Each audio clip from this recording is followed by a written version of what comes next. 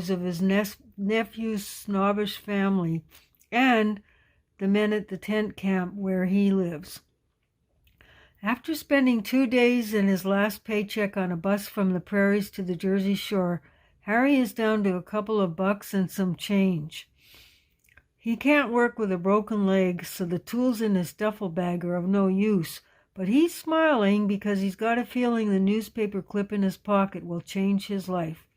A few months later, his nephew Richard, now a successful doctor, sees him on TV protesting the closing of the tent camp. Richard is elated at finding his long-lost uncle, who is a father figure to him for 11 years, mentoring him in sports, scouting, and life.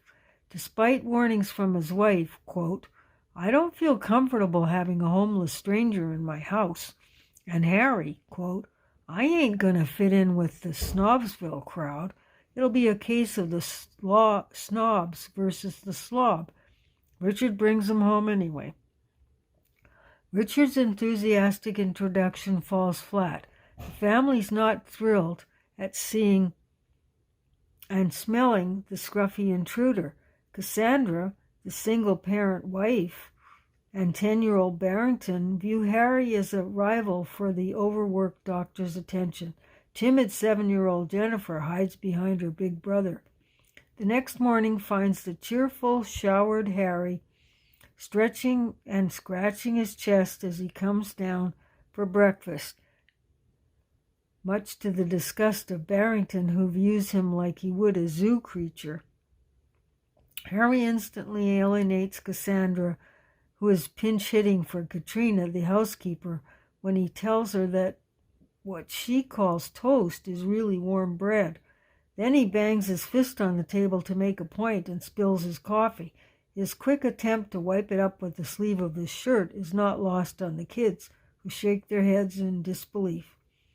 Jennifer warms up to him when he tells her that she could be a Pop Warner cheerleader, but he strikes out with Barrington when he tries to interest him in baseball, football, and basketball, all sports he and Richard excelled in.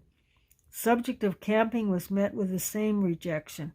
Harry vows to change that. He resolves to teach them to appreciate the simple things in life, like playing real games instead of the ones on computers.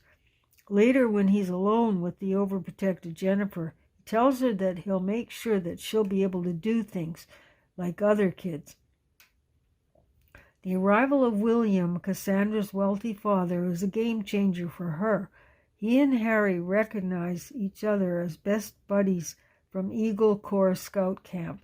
They do a couple of fake jabs and joke around as the family stares with their mouths open. William is like Harry with manners. Everybody except Cassandra, who is now catatonic, decide to build a birdhouse.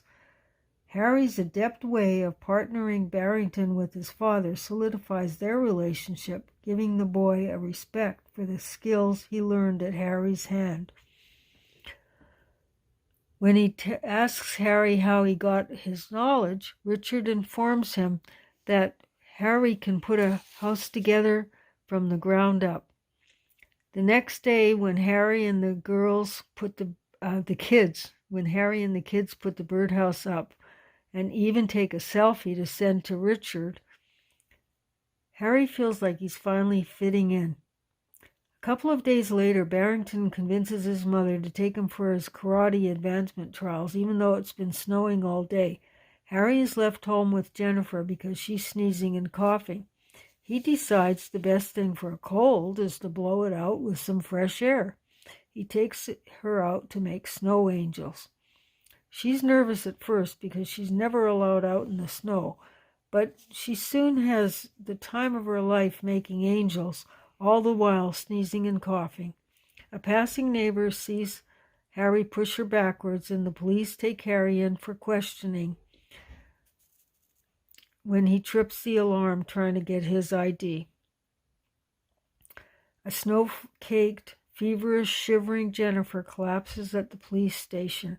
She's rushed to the hospital and put in ICU with pneumonia for the second time.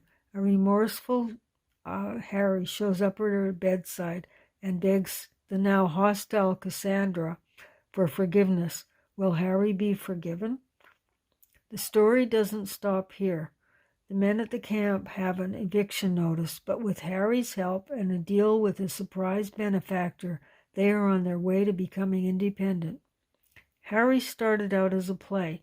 It had such a huge audience appeal that I expanded it to a screenplay, and now the book. It is being considered by a couple of producers as a screenplay. Just Plain Harry is available at Pennant Publications. I hope you enjoy it. And by the way, there really was a tent camp, and it was called Tent City.